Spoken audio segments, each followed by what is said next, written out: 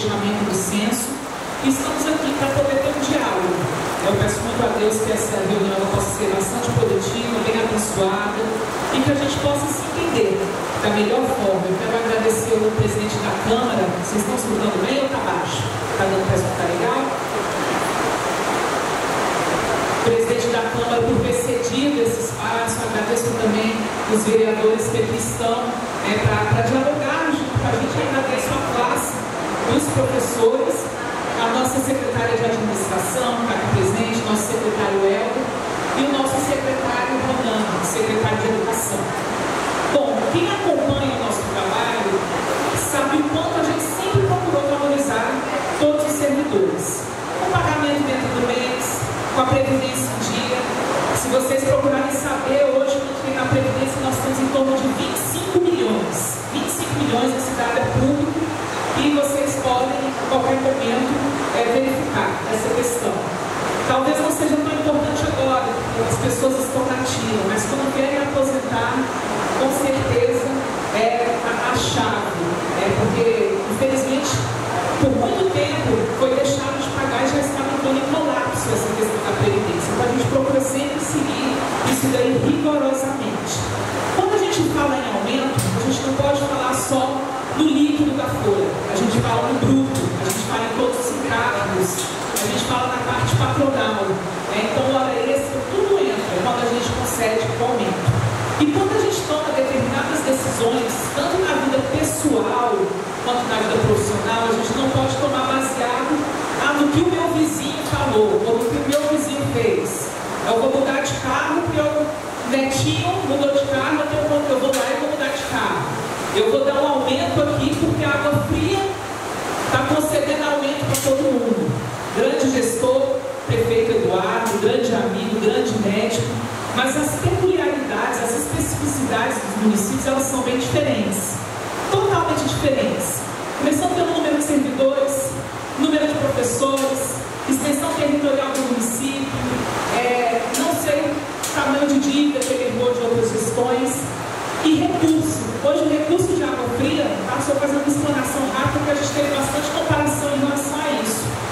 Hoje o recurso de água fria, se vocês tiverem acesso hoje ao ICMS, que saiu no dia de hoje, pela AGM, pela FGM, o ICMS de água fria é maior do que o nosso. Ou seja, um município com um número de habitantes muito menor, mas hoje o ICMS deles é maior. Então, um município que não tem hospital, um município com extensão territorial bem menor, e tantos outros fatores. Crédito para o Dr. Eduardo. Mas, como eu disse, eu jamais posso tomar uma decisão baseada em crítica ou em aprovação. É por isso que a gente pediu um tempo para vocês. Nós falamos, olha, aguarda um pouco, nós vamos esperar o censo ser concluído, nós vamos fazer um estudo de impacto orçamentário, eu vou verificar qual percentual isso vai atingir da nossa receita corrente líquida, porque o que a gente pode gastar com folha de pessoal é 54%. Passou disso, é improbidade administrativa. E assim nós fizemos. O censo ele foi encerrado agora, dia 31, na verdade, hoje é dia 3, né? Graças a um trabalho bem extenso que foi feito em parceria com o pessoal do IBGE, nós conseguimos manter a meta. Nós estamos com o coeficiente 1.0 não só para esse ano, mas para o ano que vem também. Acontece que esse mês de março agora, nossa secretária de Finanças que está aqui e pode confirmar todas as questões, nós fechamos negativo a nossa folha de pagamento. Nós fechamos em torno de 300 mil negativo. O líquido, não. A folha, o bruto. Infelizmente, a receita ela foi pequena. Por outro lado, aquela estimativa da tabela do Fundeb, ela vem se mantendo. O Ronan, o secretário Ronan, com a sua equipe, tem feito um excelente trabalho, que muitas vezes é um trabalho burocrático, que as pessoas não enxergam. Mas no ano passado a gente tinha uma previsão de 9 milhões no Fundeb e esse ano foi elevado para 12 milhões. Se mantiver essa tabela, essa previsão, nós conseguiríamos pagar o total do reajuste. Claro que colocando uma contrapartida da prefeitura com muito esforço, mas nós conseguiríamos pagar. Em janeiro nós não atingimos essa tabela, ele vai mostrar aqui para vocês. Em fevereiro nós conseguimos atingir. Talvez em janeiro a gente não conseguiu atingir, porque os 2 primeiros repasses do FPM foi baseado em 0,8, que a gente tinha caído. Então, eu acredito que com isso caiu também a receita do Fundeb. Em fevereiro nós conseguimos chegar lá. Agora em março faltou pouco para a gente poder chegar lá. A gente tinha que ter entrado em torno de 1,015 milhão, 1,020 milhão, entrou 975 mil. Então, ou seja, a gente também não atingiu. A gente tem esperança o quê? Nos outros meses, essa média no final chegue a 12 milhões.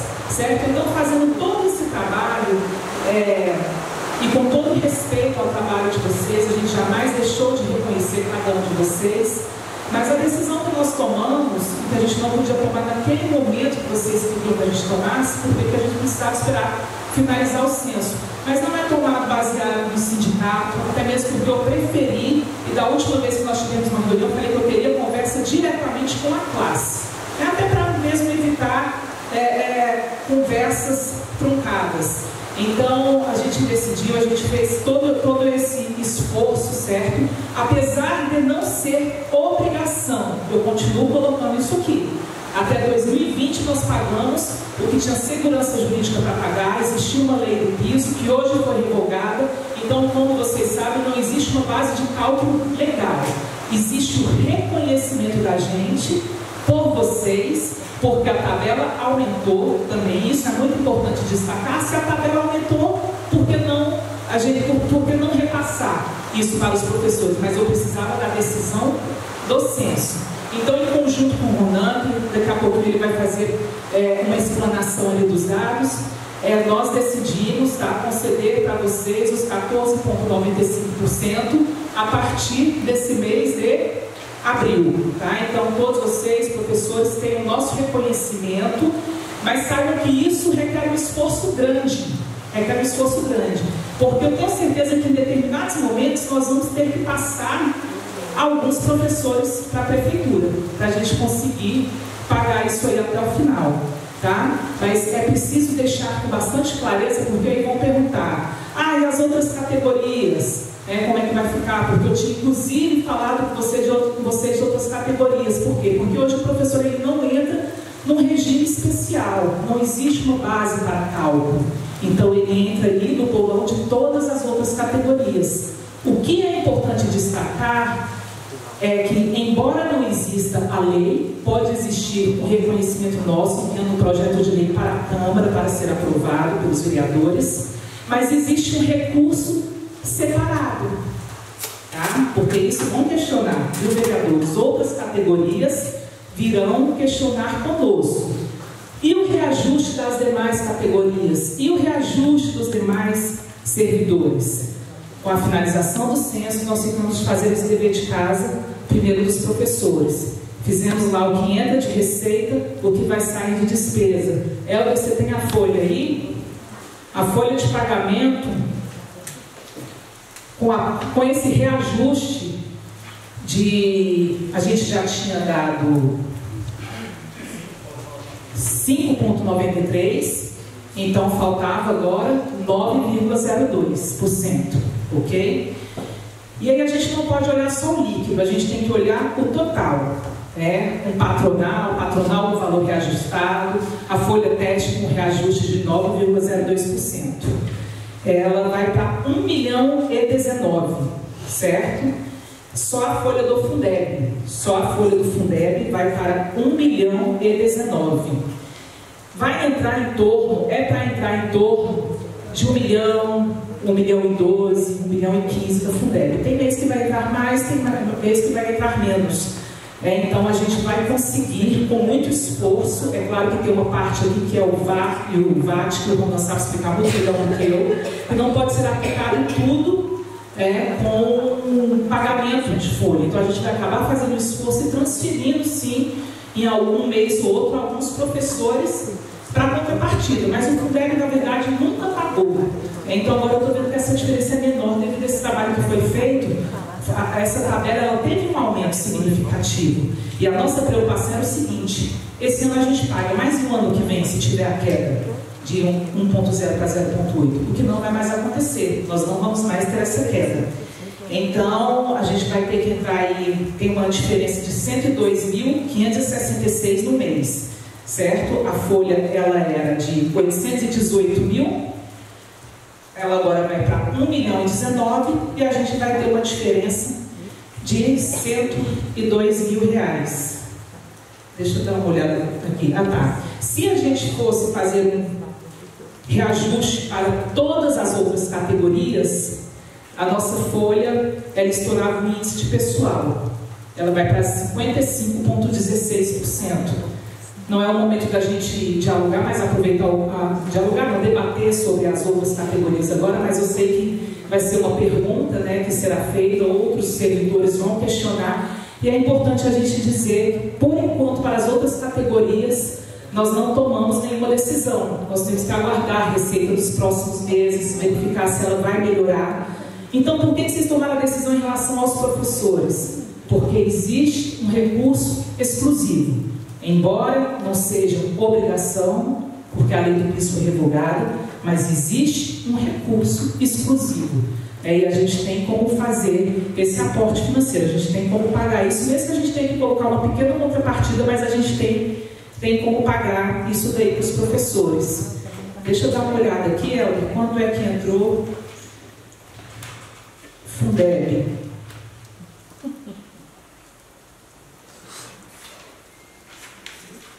Esse mês? Esse mês entrou quanto? 975 mil? Aqui, ó, as receitas são essa parte aqui de baixo. Então nós tivemos uma entrada nesse mês de março, né, do Fundeb de 906 mil. Né? Esse foi a receita do nosso Fundeb no mês de março. Aí nós conseguimos, né, ano passado, nós fizemos algumas... Não está bem, não? Não está bem, não.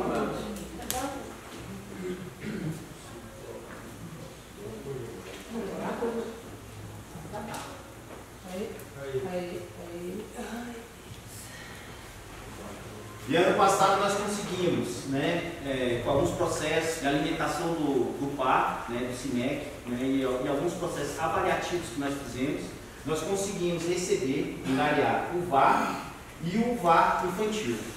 Né, dentro do município de Goiás, dentro do estado de Goiás, gente, só 46 municípios conseguiram receber o VAR, né, esse ano. E um dos municípios foi o nosso. Tá? Um total de 246 municípios, só 46. Só 46 conseguiram. Né? Então, um deles foi o nosso, tá? Que nós conseguimos. Isso é uma complementação para o nosso Fundeb. Mas dentro desse valor do VAR, principalmente o infantil, nós temos que aplicar 15% em infraestrutura. Isso aí a gente tem que cumprir. Se não cumprir, se a gente pegar todo esse dinheiro e aplicar só em folha, nós vamos ter as contas reprovadas. Então 15% tem que ser aplicado. Isso de acordo com a nova lei do Fundeb. Esse valor é mensal ou é anual? Esse valor aqui, mensal. Entrou 906, mais 15 do VAR. Não, eu estou falando do VAR, como se é anual. Eles vão dividir. Nós recebemos 1 milhão e pouquinho, nós somos contemplados com 1 milhão e pouco do VAR, né?